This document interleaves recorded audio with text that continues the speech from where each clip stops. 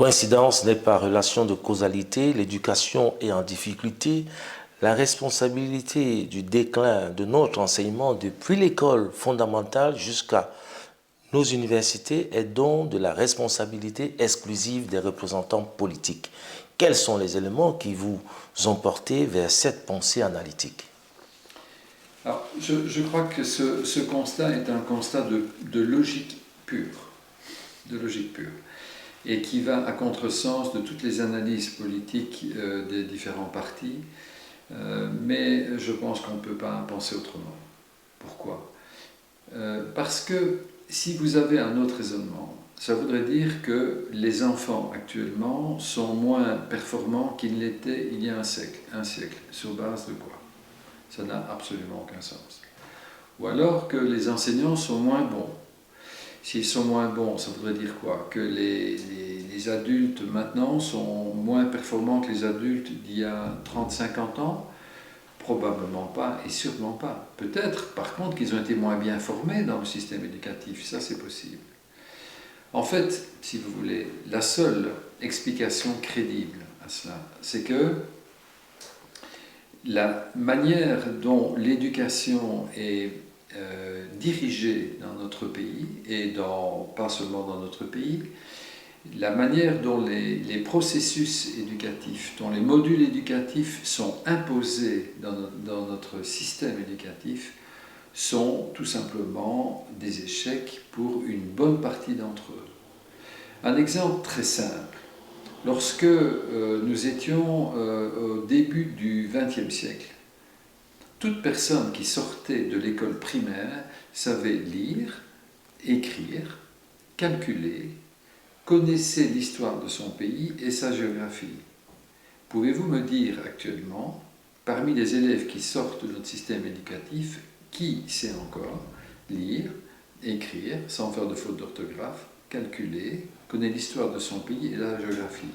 Il y a toutes sortes de raisons éducatives pour expliquer que non, il ne faut plus raconter l'histoire de manière chronologique, la géographie, oui mais non, écrire c'est bien mais peut-être de manière phonétique, enfin bon, il y a toutes sortes d'explications, mais le résultat il est là. Le résultat c'est que ça ne fonctionne pas. Et ces déficits se reportent bien évidemment dans le secondaire, et vous avez des gens maintenant à l'université qui ne savent pas écrire une page sans faire des dizaines de fautes. Est-ce que c'est normal? Bien ça, c'est, si vous voulez, la preuve que vous avez des méthodes éducatives qui sont imposées et qui ne fonctionnent pas. Et lorsque vous parlez aux enseignants, aux directions des écoles, ils vous disent « mais on voudrait bien faire autrement, mais nous n'avons pas le choix parce que ça nous est imposé ». Donc ce que RMC dit, c'est « mais laissez donc l'intelligence éducative de nos professeurs, de nos instituteurs, de nos directions d'école, laissez ces gens-là réfléchir à comment il faut faire pour que nos enfants apprennent mieux. Et ils vont y arriver. Pourquoi est-ce qu'ils n'y arriveraient pas? Il n'y a aucune raison qu'ils n'y arrivent pas, sauf si on leur interdit de faire ce qu'ils pensent qu'il faut faire pour que les enfants apprennent bien. C'est ça le problème. La technologie n'est pas un problème parce que les GSM ont apparu à l'école et lorsqu'on écrit avec un GSM, on a déjà des mots préécrits. Donc est-ce que ça n'a pas fragilisé l'intellect de la jeunesse? Si, c'est-à-dire que vous avez tout à fait raison de le souligner, mais c'est un problème parmi d'autres. C'est-à-dire que la diminution des performances à l'école a commencé avant l'arrivée des GSM. Donc ce n'est pas le facteur unique. D'un autre côté, on doit aussi vivre avec les progrès de la science. Et donc, voilà, le GSM arrive au niveau de l'école, comment fait-on? Là aussi, pourquoi est-ce que des écoles n'arrivent pas à gérer le GSM des élèves?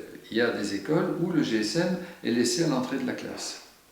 Il y a maintenant des expériences aux États-Unis où des écoles interdisent le GSM, même à l'entrée de l'école, et où les constats qui sont faits au bout de 2-3 ans montrent qu'il y a une amélioration importante des performances des élèves. Donc le GSM c'est quelque chose qui pose effectivement un problème, mais c'est un problème qui doit être résolu comme tous les problèmes qui se posent. Mais effectivement, on constate que ce problème n'est pas bien résolu actuellement, donc il faut y apporter une solution.